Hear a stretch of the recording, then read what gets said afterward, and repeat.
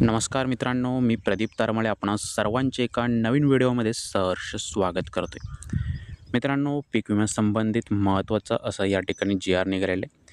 आपल्याला पाहायला मिळते की सर्वसमावेशक पीक विमा या योजनेमध्ये थोडे बदल करण्यात आले आहेत आणि त्या मान्यतेनुसार एक नवीन जी-आर जाहीर झालेलं आहे. तर कशा प्रकारची तरतूद आहे पॉईंट टू पॉईंट इकडे समजून घेणारच आहोत. चॅनलवर आपण असेच व्हिडिओ घेऊन येत असतो. चॅनल सबस्क्राईब केलं नसेल तर नक्कीच सबस्क्राईब करा.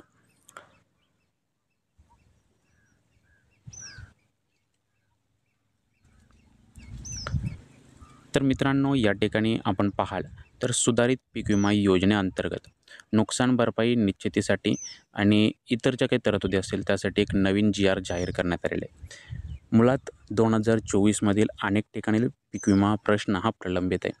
मागे आपण काही अपडेट्स कव्हर केलं, त्या अंतर्गत रक्कम वाटप करण्यास सुरुवात झालेली होती. ते व्हिडिओ आपण पाहिले नसतील तर डिस्क्रिप्शन बॉक्समध्ये लिंक देतोय, आपण ते व्हिडिओ पाहून घ्या. आता या ठिकाणी स्क्रीनवर पाहायला मिळेल 9 मे 2025 रोजी हा सुधारित पीक विमा योजनेअंतर्गतचा नवीन जी-आर जाहीर झालेला आहे. तो स्क्रीनवर पाहायला मिळेल आणि या अंतर्गत आपल्याला पाहायला मिळेल की पीक विमा योजनेमध्ये बदल केलेले आहेत. केंद्र शासनाच्या मार्गदर्शक सूचनानुसार शेतकऱ्याकडून खरीपासाठी 2%, रब्बीसाठी 1.5% आणि नगदी पिकांना 5% असा हिस्सा घेऊन उर्वरित जे पीक विमा हप्ता व केंद्र आणि राज्य या शासनामार्फत हा देण्यात येणार आहे. ठीक आहे, तर ही तरतूद आपल्याला या ठिकाणी पाहायला मिळते.